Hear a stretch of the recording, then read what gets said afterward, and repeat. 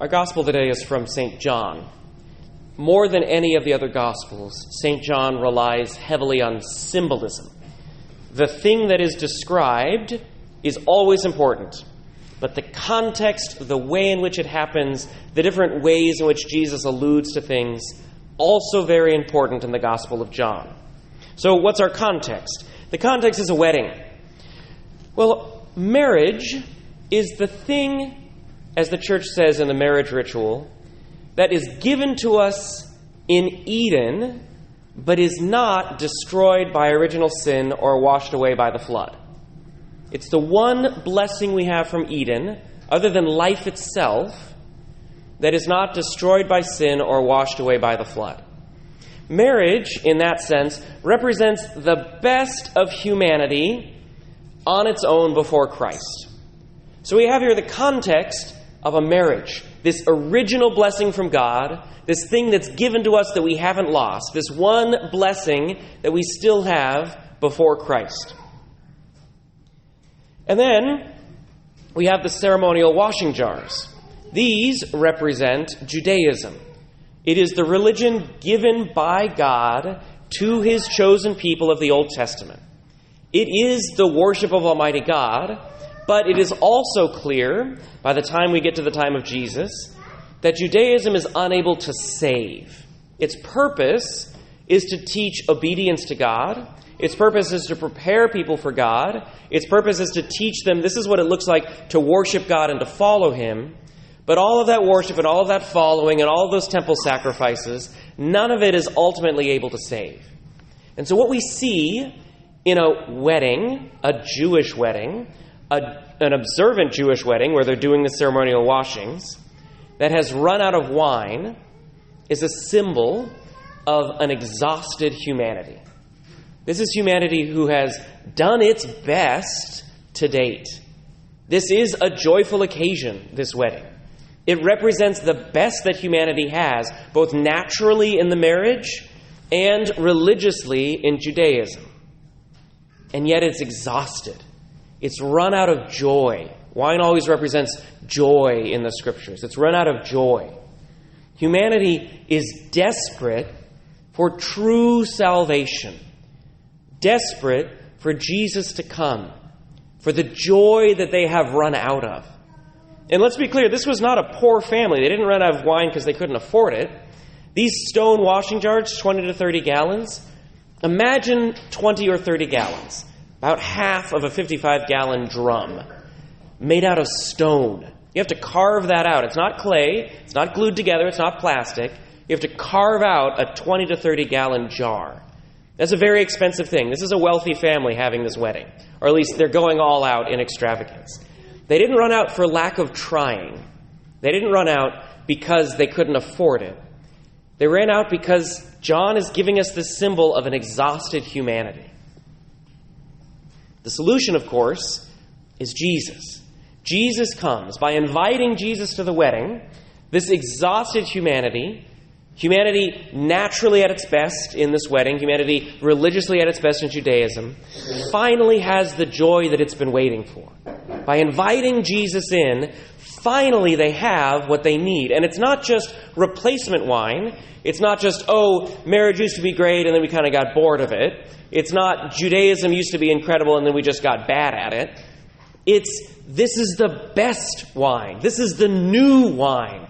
This is the wine that the head waiter says, you're crazy for waiting until this long to have this wine. Most people serve the best wine at the beginning so that when everybody's drunk, they notice the inferior wine less. Right? That's why they serve the best wine at first. But this couple didn't. This is the best possible wine. It's almost a new thing that nobody had before experienced. And this is true in every aspect of human existence. We become exhausted. We do our best. We have things that are good. But those good things cannot become great. They cannot become perfected. They cannot become fully joyful until we invite Jesus into them. And only having invited Jesus in, do we finally have the fullness that we have been waiting for. Now let's apply that specifically to Lummi and the history of the people here. The question that haunts me, it haunts me. I think about it all the time. I think about it every single time I drive onto this reservation and all of the other times I'm praying for this community specifically. The question that haunts me is, why did the original Lummi ancestors accept Jesus? Why did they do that? We had a retreat here on Friday with all of the staff from the county because we wanted to root ourselves in the history of Catholicism in Whatcom County. The Lummi are the first Catholics in the county.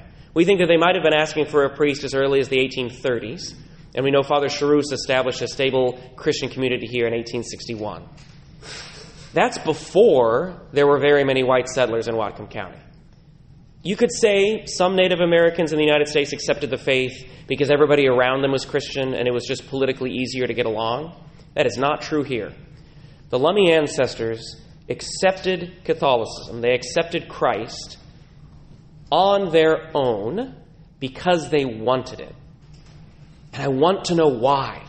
I want to know why. Because whatever they saw in the preaching of Father Charus, whatever they received in the original preaching of the gospel, was so powerful, it was so impactful, that they said that they wanted that for their people. They wanted Jesus for their people. There is something that they knew that we don't know. Something that they saw that we don't feel. Because we have so many people on this reservation who are baptized, who might know about Christ, but they don't feel compelled to accept Him. What did the ancestors know that we don't? It haunts me. I need to know the answer because there's something powerful there. I believe, reading this gospel in my prayer, preparing for this homily, I believe that what they saw was that the culture that they had, this beautiful culture that is handed on still from generation to generation, it had gone to the highest heights that it could before Jesus. That they had something beautiful, like marriage, that was the best expression that they could think of natural humanity. But that somehow Jesus brought the new wine.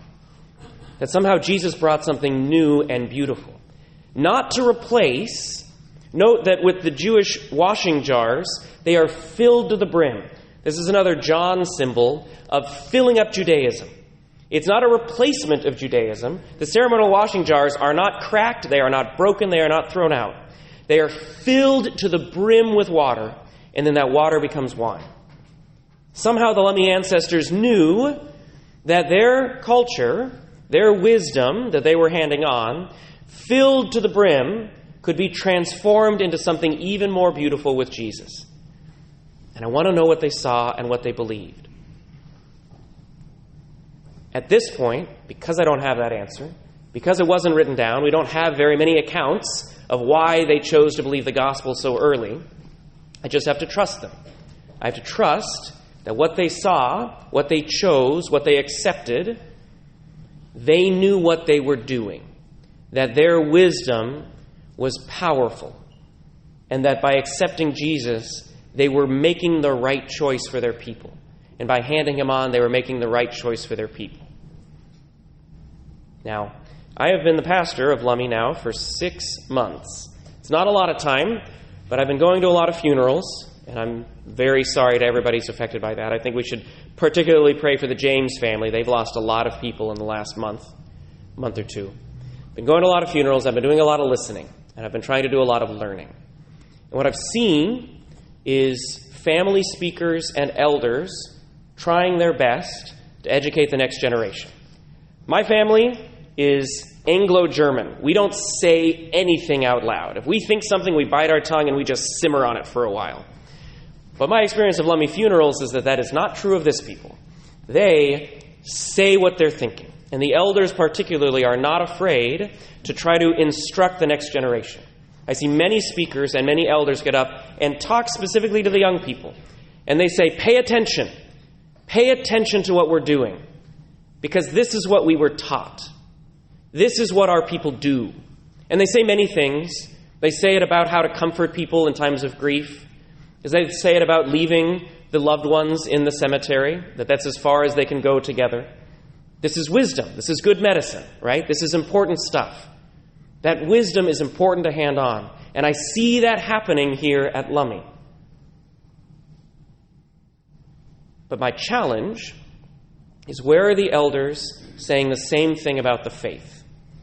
Because the same ancestors and the same teachings, those same ancestors accepted Jesus. They saw that there was some new wine to be had, and they thought it was important. Do we pass on Jesus with the same level of certainty? Do we say it as boldly? Do we look at the young people and say, pay attention because Jesus is important. Pay attention because going to Mass on Sunday is important. I know the heartbreak I've seen in 6 months. I know the heartbreak of so many young people in such darkness, in depression and in mental illness and in addiction. And I know that's the thing that we're praying for most in this church. Do we believe with the ancestors that bringing Jesus is the solution, is the new wine, is that wisdom that we are willing to pass on with the same fervor? Can we look our young people in the face and say, pay attention because this is what our elders taught us? Will we say it with the same conviction? I've seen the conviction that we have here in the wisdom that was given to us and the teachings we received. Do we have the same conviction that Jesus is the new wine that fills us up, that saves our people, and that brings us the completion and the power and the salvation that the Lummi ancestors saw?